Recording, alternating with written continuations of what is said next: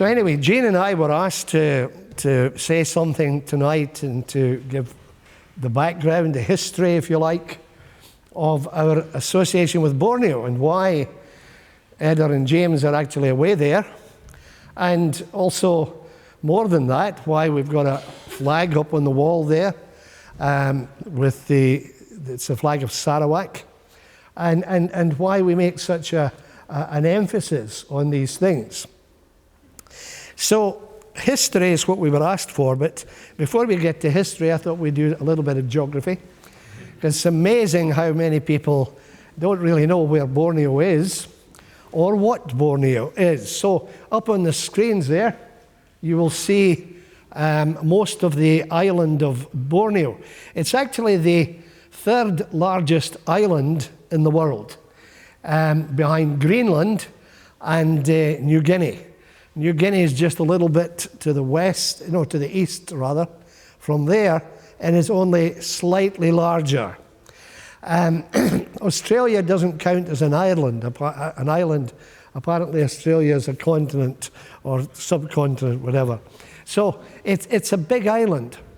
And as you can see, the major part of it is called Kalimantan, because you see, Borneo is not a country. I'm sorry if I'm, being too simple for some people. I'm assuming maybe you all know this, but you never know. So Borneo is not a country. It's an island divided between three countries. So the bottom part, Kalimantan, is part of Indonesia. The yellow and the orange parts on the top, called Sarawak and Sabah, are actually states belonging to Malaysia, and it goes under the name East Malaysia. Now the rest of Malaysia, which is on the old peninsula of Malaya, is some distance, 2 hours flying, to the west of there. So that's part of Malaysia, 2 states, and the little purple bit in between is the independent nation of Brunei. Very wealthy, oil-rich nation of Brunei. Many of you will have heard of the Sultan of Brunei. He's one of the richest men in the world. So at the moment, you may not be able to see this too well, but just to the left of Brunei, there's a dot on the coast, and that's Miri, and that's where Edda and James are at the moment. And tomorrow they're going to be traveling to another dot right at the right of Brunei, which is called Lawas, and they're going to be traveling by road through Brunei to Lawas tomorrow. And that's a 5 to 6 hour journey with lots of border crossings. As you can see, they're going out of Malaysia into Brunei, out of Brunei into Malaysia, out of Malaysia into Brunei, out of Brunei into Malaysia. And every time you do that, you've got to get your passports done and all that kind of stuff. It can be quite a long process. But that's what's happening. Also, before we get rid of the map, the area which you've heard much of, called Bacalalan, is up in the mountains. And that's up on the border with the green bit. If you could think of the junction between the orange bit, the yellow bit, and the green bit.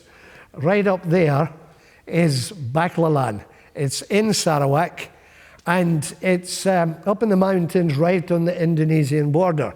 And that's where they'll be traveling. Now, it doesn't look very far, but it's quite a distance. And it's not just the distance, it's the nature of the terrain. And so they're going to be traveling on very, very rough roads, if you can call them roads at some parts, because they're really just logging tracks and so on. And if it's been raining, they get covered with mud, and so it can be quite a journey, which a few of us here have experienced. My understanding is that they're going to be flying back down from Baclalan to Miri. But one of the things that we discovered over the years was that the itinerary which has been set is not necessarily the itinerary which will happen. And so things can change. Okay.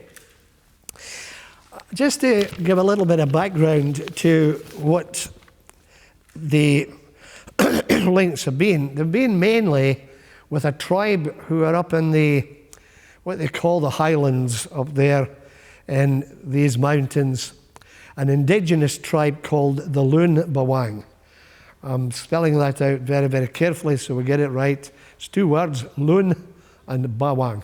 The Loon Bawang are one of quite a number of tribes which live in the interior.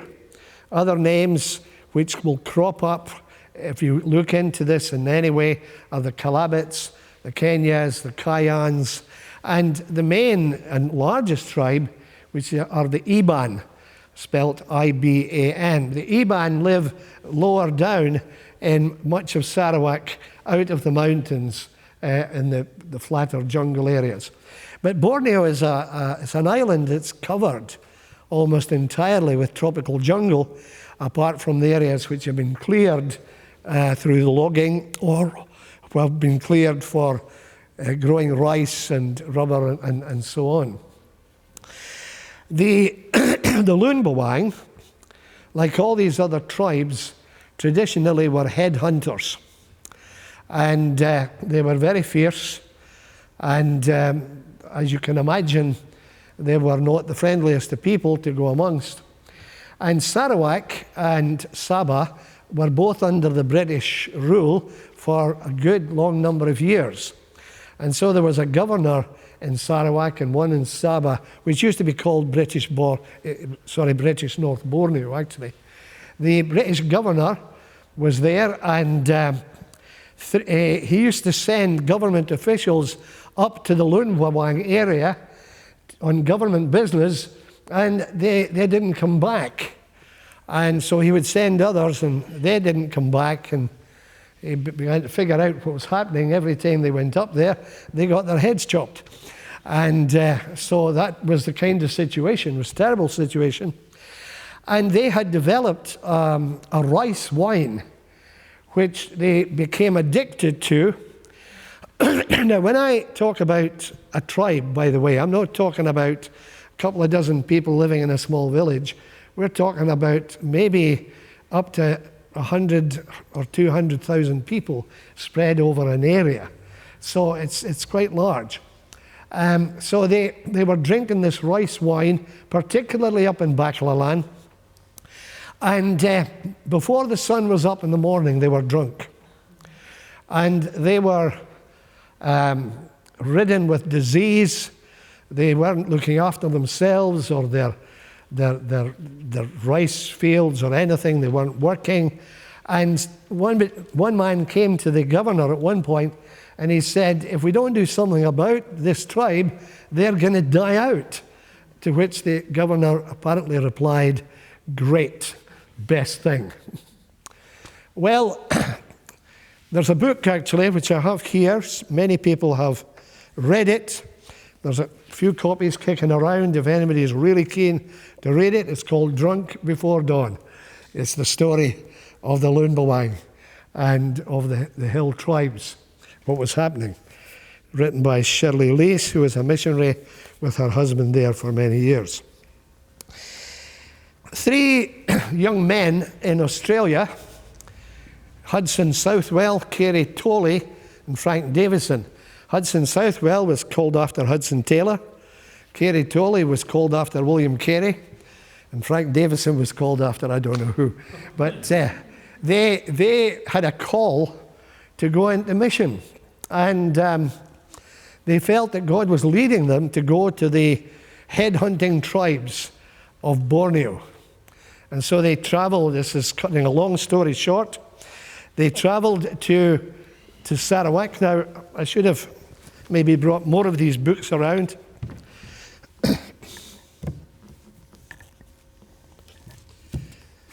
Hudson Southwell lived to be 100, or almost 100. I think he did make it to 100.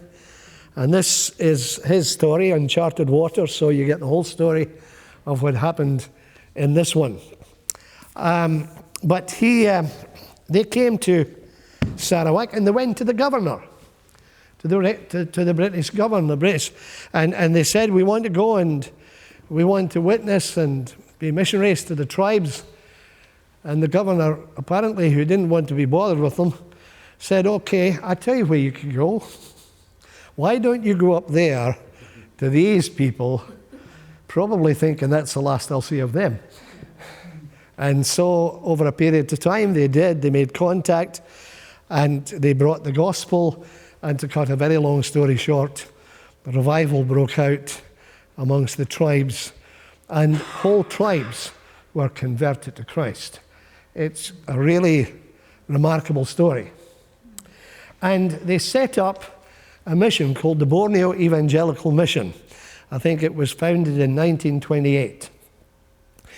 And so other people began to gather to the call to go to the Borneo Evangelical Mission and to work with the tribes up in the hill country and so on. And so the mission grew. And a number of other people, of course, from all over the world began to gather to it, including some people from Edinburgh here as well. This church here, strangely, or maybe not so strangely, had a link, even way back then. First of all, what many people won't know is that this plot of ground where this church is sitting forms a quarter. If you can imagine a square, and one square down in the corner is the quarter, is where this church is situated. People who owned the ground gave, I think they were Christians who gave this plot of ground to the church to build the church. The rest of the plot of ground, which is the yard, which used to be next door, it's now being cleared for building, as you know. For a long time, there was a printing works, stood there. And when the Borneo Evangelical Mission went in to the Luang Bawang and these other tribes, they began, of course, through the Bible societies and so on, to translate the scriptures into their own language, so that the Luang Bawang would have their own Bible in their own language. Like this. We have one here. The job of publishing and printing this Bible was given to the printing works, which are situated right here on this plot of land. Another link was there was a couple of young men that were moving up into, I reckon it would be the early 40s or something like that, or just after the war. A couple of young men in England at Bible College had a real sense of burden to go to the tribes of Borneo to bring the gospel and be missionaries there.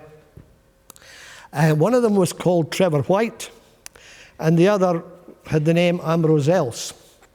And they used to meet to pray regularly. Each weekend they went out for cycle runs on Saturday to the country, and they prayed for the tribes of Borneo. When they finished their studies, they went to the Borneo Evangelical Mission, I understand, and Trevor White was accepted to go there, but Ambrose Else was not. He had some health issues, and so he was not accepted.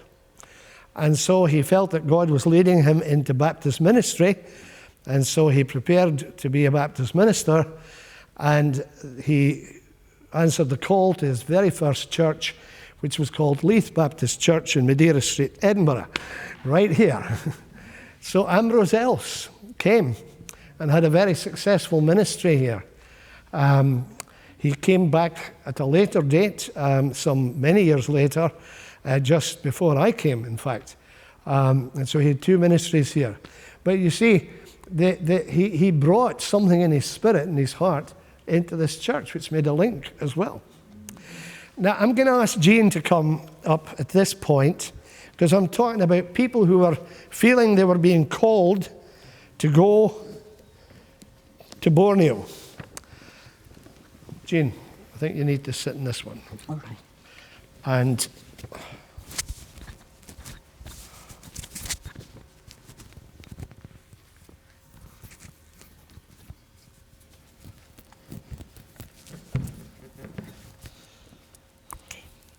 okay. Now, my journey started as a 15-year-old girl in the Baptist church, and we used to have missionaries come every month or so and they would be speaking about where we should go as missionaries. Anyway, this particular month, it was a missionary putting out a call for Borneo, the headhunters. I said, oh God, please don't send me. Don't send me, but I will pray. And all the young people were saying, yes, we're going to go. And after all these years, I was probably the only one we were the only ones that went from there. I mean, I wasn't even there at that time, so it was you. No, it was me. Yes, but it's incredible what God does. Now, what else was I going to? Okay. Yes, the first trip that Bill went to Borneo, I met with 2 other women from the church, and we would be praying. And it was 2 years after that, we began to pray, and just praying for the tribes. I had a great burden for the Malanau tribe. The women there were taken into slavery, and they had a really bad time.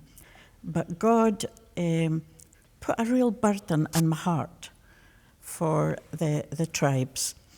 And what happened eventually, God said to me, do you remember when Bill was going on the second trip? Do you remember you didn't want to ever go to Borneo? Would you like to go now?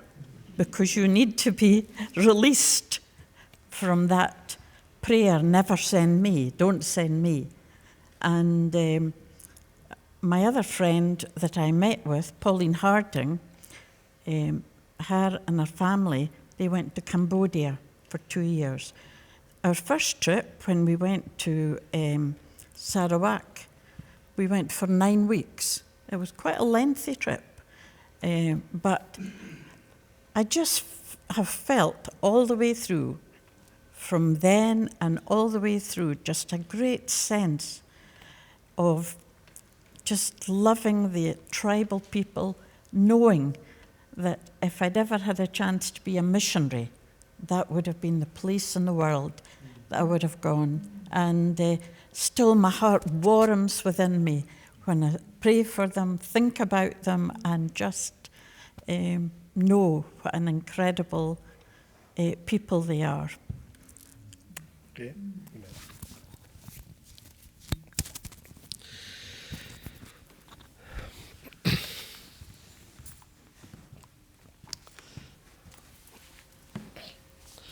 So the lesson is, never say to God, don't send me there. I've got another story, very short one, very similar. Way back in the early 1960s, we were living in London, and as you know, we came from Buckie, and we used to get the train from Buckie to London when we'd made a visit up north, and I used to be passing through Edinburgh round about lunchtime, and I remember sitting in the train one day. It was pouring rain, it was dark, it was dreich, and just outside Waverley Station waiting to go in, and I said, Lord, don't call me here. So, be warned. Okay, the revivals broke out, and there were several revivals over a period of time with the Loonbawangs. Now, we as a church were brought much more into contact because in I think round about 1983, there was a young man from the Loonbawang tribe from the valley of Baclaland called Judson Tagal. He trained as a doctor, and he'd come to Edinburgh to train as a surgeon. And being a Christian and being from the Loonbawang, he'd heard about the Bibles being printed here in Madeira Street. And so he came to have a look to see if he could find the printing works where the Loonbawang Bible was printed. By that time, it had gone. But he was also looking for a place to stay for himself and his family. and he saw right across the street from the church there a sign of a flat to let. So he went and he arranged, and so he and his family moved into the flat right across the street. After a number of weeks, when he was not hearing what God was saying, obviously, and he went to another church, they slept in one day and found they didn't have enough time to go to the other church, so they just came to the one across the road. And they landed here, and they became very, very much part of our fellowship for that couple of years he was here. And these were early days. There were days when the church here, which had not been very large, was beginning to grow, but mainly with young people. So there's quite a number of young people in the church. And when Judson eventually went back to Malaysia, as he had to do, at the end of his studies, he said it would be good if the church could send a team to Borneo. Now, we here at that time had been feeling that God was speaking to us through a very, very well-known scripture, Acts 1 verse 8, which of course speaks about the power that we will receive when the Holy Spirit comes upon us. And it says, and you shall be my witnesses in Jerusalem, in Judea, in Samaria, and to the uttermost parts of the earth. And time doesn't allow me to spell out all the things that were happening that time, but we had groups and teams who were doing mission, both here in Leith, and also up in Arbroath, down in London. You know, see, so you've got the kind of, Jerusalem, Judea, Samaria, to the uttermost parts of the earth. And now we had the opportunity to go to Borneo. Now, he might as well have said the moon, because in those days, travel was not nearly so easy as it is right now. And so we thought, Borneo, my goodness. So actually, we asked the church if anybody was interested in going, and there was probably only 50, 60 people in the church, and 17 people felt they should go on the team, including most of the leadership. And so it was going to be a testing time for the church. And so it was agreed that we would go. We saved up the money, and just as a matter of interest, it cost us twice as much then, in 1985, to go as it has cost the guys to go on this trip, almost half the amount. We went in September of that year, and we, again, like Jane said, it was a long trip. It was 9.5 weeks. And the church here was left really with Jane and Keith, and Rose was still here, but Ian, Rose's husband, had gone, and a few others of the young people who were around. And, it was a remarkable thing. When we were away, instead of the church just kind of dying or something like that, it was quite the opposite, because there was prayer every night, I think, during these 9 weeks. Every night. Plus, whole days on Saturday, the whole church was gathering. The other thing is, you've got a bit to catch up, because I don't know what happened when on Wednesday, wasn't it, when Edda and James set off. But I don't know who was there, but when we set off, just about the whole church came to wave us off on the bus going to London overnight. That's how it was. When we came back after 9.5 weeks, the church here that was left had doubled in size. My first Sunday back, I came in, there was new people around. A lady asked me if I was visiting. I explained to her, not really. and so that's how it was. It was a tremendous time, but we had a tremendous experience. And it was not intended that we should be going actually to Baclalan. We had an itinerary. This is why I say, the itinerary can change. We had an itinerary which, from the moment we arrived in Malaysia, in fact, in Kuala Lumpur, was changed, and we were told it's all changed. There's political things happening. And so for a week, right at the beginning, you're going to go up to Baclalan. Now, we were very pleased to do that, because We'd heard about the tremendous revival that was taking place. But of course, these people were already Christians. So how does a revival manifest itself in a community which is already Christian? And we discovered that God was sending signs and wonders, fire on the mountains, wonderful, miraculous things, which I don't have time to explain. However, there are copies, and there can be copies of this that was taking place at that time. We've got something there on the platform if anybody wants to just to have a quick look at it. Don't take it away. But if you would like a copy of the list of the miracles that were taking place and what was happening around that time, then we can get copies for you, I'm quite sure. One of the things what was happening was there was a prophet up there in the tribe called Agong Bangu. And the prophet Agong, I thought, he must be, in fact, when I first heard about him, I thought, not so sure what I feel about this kind of guy.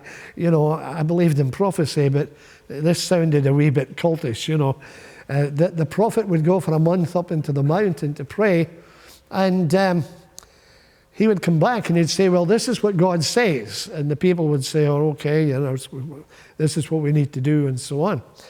And so we kept hearing about the prophet Agong. All these miracles took place when the prophet Agong said, God's going to send fire tonight, and God would send fire that night, and so on. Now, one of the things that he said was that the congregation in Burik Nur, now Baklalan, I don't know if I've explained this, is one of the valleys in the mountains. It's one of the valleys inhabited by the Loon Bawang. There are other valleys and other places where the Loon Bawang also stay. Baklalan consists of 9 villages strung out down through the valley. So one of these villages, the main village where the airport is, if you can call it that, it's just an airstrip really. At that time it was grass. He said that this particular congregation should make and wear a uniform. And of course they said, a uniform? They weren't very sure about this, but it was a very distinct uniform of a white top, shirt or blouse, yellow trousers or skirt, and a red sash and belt, speaking about the purity of God and the gospel, of the blood of Christ, and yellow for the glory of God. And they were to wear this uniform, and they were to stand out on the football field in front of the church on a particular night to be there like an army, arrayed for battle. And there was all the other people in the valley came, and God indeed did visit them with these flames and tongues of fire. There's pictures of it. There's also people who, when we were there, were trying to say, nah, these people are very simple, they believe anything. But we had conversations with people who were educated, who came in from Singapore and other parts of Southeast Asia. They said, don't listen to that. We were there, we saw it. These things did happen. So we were very keen to go, and when we arrived in Baklalan, we had a tremendous week. So much so that on the list of miracles, our visit is listed as one of the miracles. Now, it wasn't the fact that we came that was a miracle. It was the fact that Agong had prophesied that we would come weeks before. And at that time, we were not scheduled to come at all. And so he said that a large group of Europeans would come, and so we went. We had a blessed time. On the last evening when we were there, the people wore their uniforms in the Burik Nur congregation. And they loved to sing. We had a group, we had songs. We went with songs to teach them. We got the latest songs from this country. We were going to teach them. And our daughter Pauline was one of the team, and we went into the meeting and the people started to sing. The first night we were up there, there was about 600 people in this church. And they began to sing in their own language, songs which we asked them where they got them. They said the Holy Spirit taught them these songs. They began to sing. And honestly, it was a bit like being lifted to heaven. Pauline came to me, she says, "Dad, we can't sing after this." We did. It was well received, but I knew exactly what she was saying. It was something different. So on the last night, they wore their uniforms and they asked us to stand out the front, our team, and they surrounded us. We were all surrounded by these people in their uniforms. And we were told we had to sing a song with them, which at the time I had just no idea what was going on. How insensitive we can be sometimes to what the Spirit is doing. And I thought, we don't know the song, we don't know the words, But it was a marching song, and we were to march. And they sung this song as it surrounded us. And it was about sending out, sending out, sending out. In their minds, they were sending us out into the rest of Sarawak for these other weeks, because we were going to be traveling there and up into Sabah and so on. I don't think they realized what was happening, because God, I believe, was bringing an anointing upon us as the church here to be sending out. After we came back, I remember counting this out on one occasion, and over the next few years, we sent out people, short-term or long-term, on mission to, 40 countries in the world. It was quite phenomenal. There was a real sense of mission which was implanted. One of the women who is recognized as a prophetess, on that last night, she said, as we were standing being prayed over, she saw showers of sparks of fire falling on us. Another woman gave a prophecy in English about what God was going to do in sending us out. Somebody came to us later, said, "Wasn't it amazing?" And I said, yeah. They said, no, you don't understand. She doesn't speak English. This is what was going on. We had a tremendous time there in that first trip, but I could be here all night telling you about it, and obviously we don't have time for that. But what we believe was that something spiritually was implanted in us, and we were linked spiritually with these people at that time. And that is something which we believe has continued. And that's why we have that flag. It's the flag of Sarawak, signed by the members of the congregation at Burik Nur in Baklalan, Borneo. Now, I don't know who's worried about time tonight, because we've got a few things to do. I'm going to ask Keith, we're going to have a break. At least I'm going to have a break. And I want you to see this for the sake of those of you who haven't been there, which is most of you, although Linda's here, she's been there, and I think Linda's there, yeah. And Jean. I don't know if anybody else here has been in Baklalan. Rose has been to Borneo, but I don't know if you were in Baklalan. No, you weren't.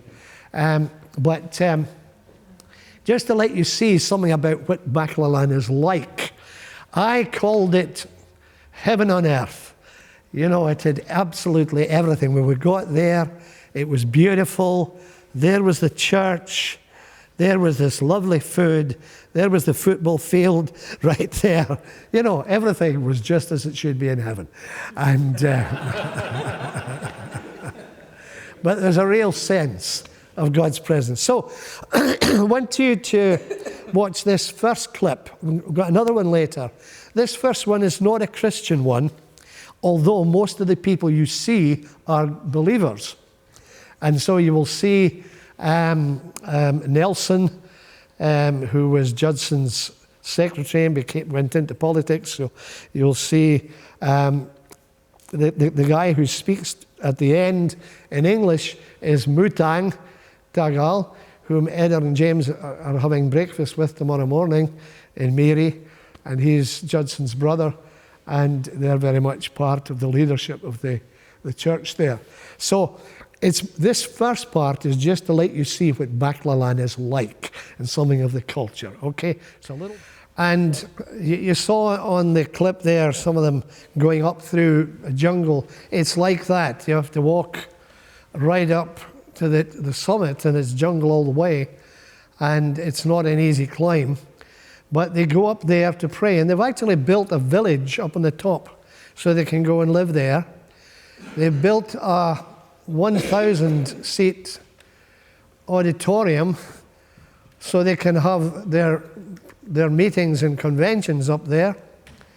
So the Mount Murud conference is something which takes place every year, although every second year it's actually down in the village of Bunik Nur.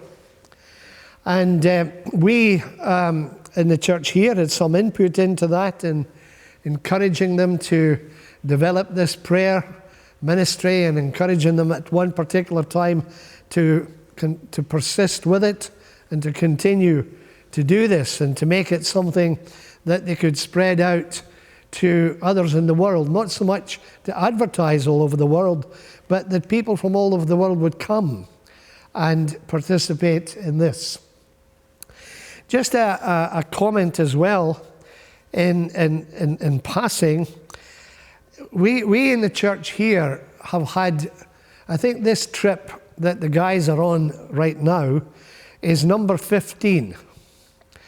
Now, not all of these would be recognized as teams. Sometimes it was individuals who went, but from the church here, groups and individuals have gone on 15 trips. Not only that, 2 members of the church, Ruth Ackerman, first of all, and Winsome Cunningham, they're no longer with us in the church.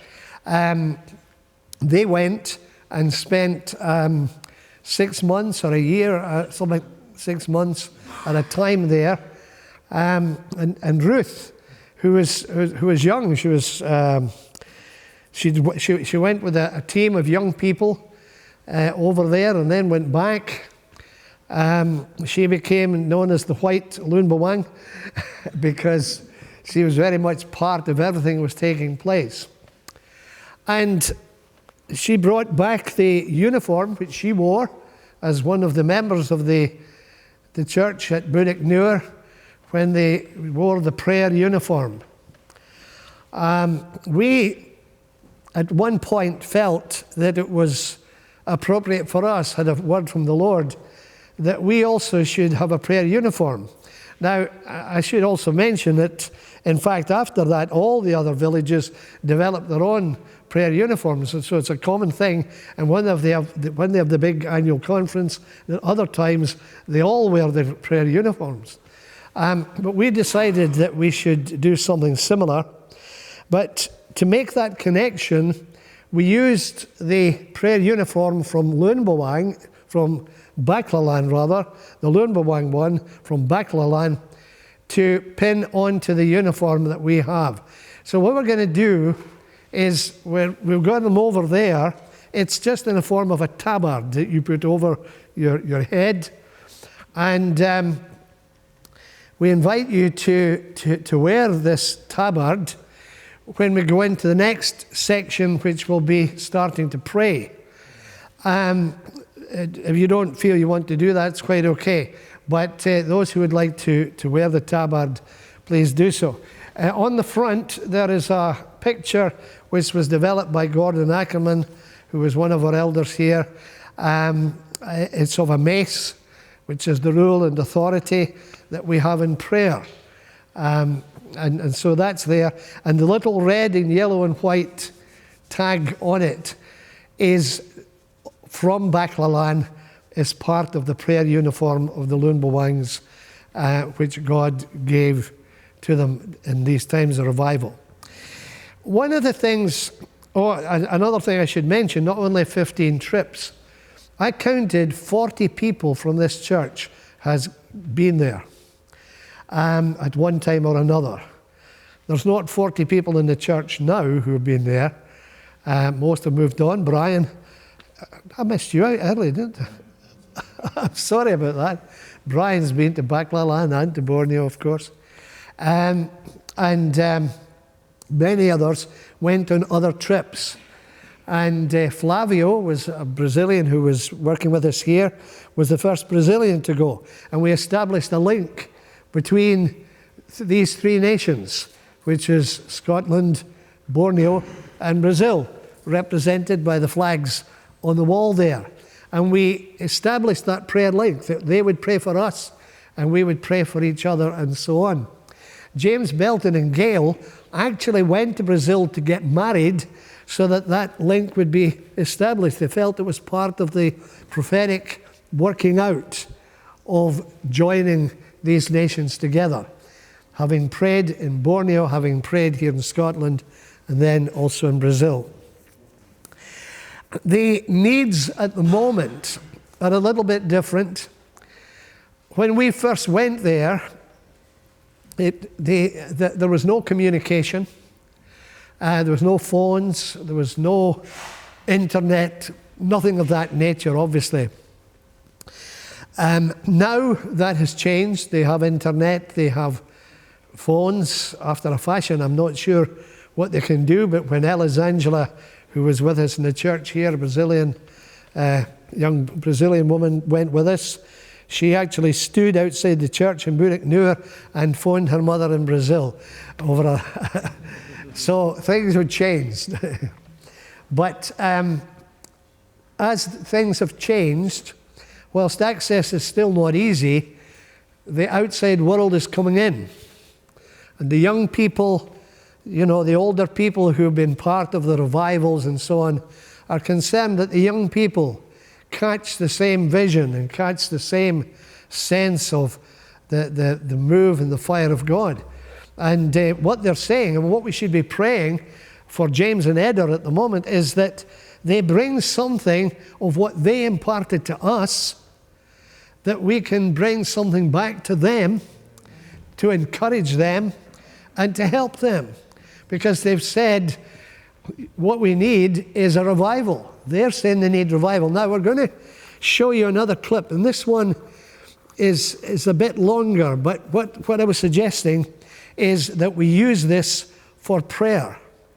This one is of the prayer conference in the church in Burik Nur. And it's actually a group of young people who've gone to the prayer conference from somewhere else, I'm not sure where, and they travel up to Baklalan and they're in the conference. And this is just to encourage you to see, you know, something of the life of the Spirit that is taking place, and they're saying they need a revival.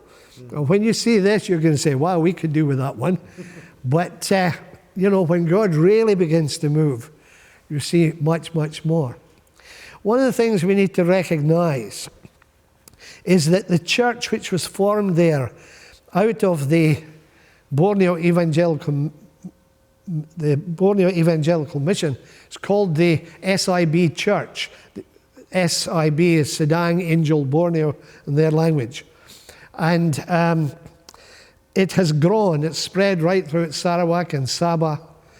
And I read just recently, they have 500,000 members, that's 500,000.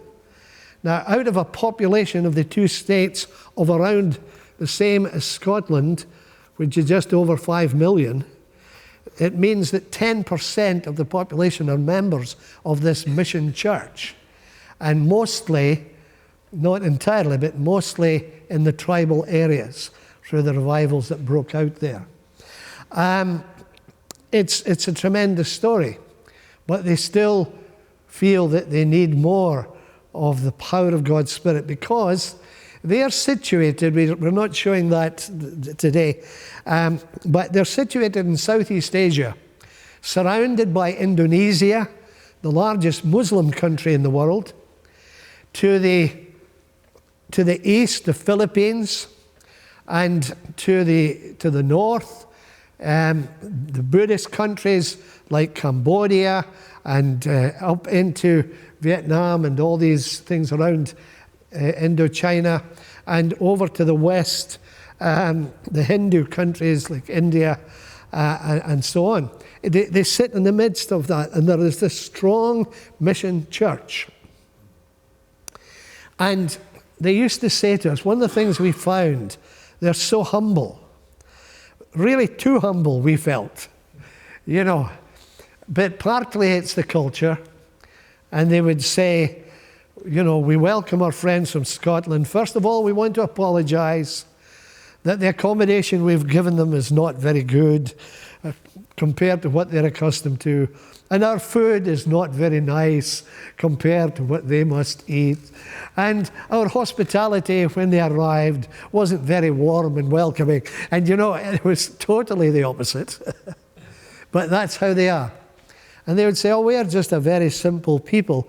But you see, one of the things I used to always use as an example was that the world vice president, I don't know about now, this was some years back, the world vice president of Shell Oil was a Loonbawang. You know, because they can be much more influential in the world than we would imagine. And Mutang, that you saw earlier, that the guys are meeting with for breakfast tomorrow, was actually a member of the Malaysian delegation to the United Nations. Somebody was sitting on the first trip, and they said something about America, and he said, oh, I've been to America. When were you there? He says, oh, a couple of weeks ago. You know, and it just seemed to be so out of place because we were in an area that seemed to be so remote. So these people go out into the world, and there are many Loonbawangs who are missionaries now in North Africa, in Africa, and all over Southeast Asia, and throughout the rest of Sarawak. Pray for them. So what we're going to do now, I'm going to ask the guys to put on this next clip. It lasts about 20 minutes. I hope you're okay with the time here. What I'm going to say is that we should sit and we should pray. If you feel you want to move around, then please do. But watch the DVD, catch something of the atmosphere, and pray as we sit there and worship the Lord for these people. Then after we've done that, we will have more prayer together. But first of all, the opportunity to go and wear a prayer uniform, if you would like to do that, please.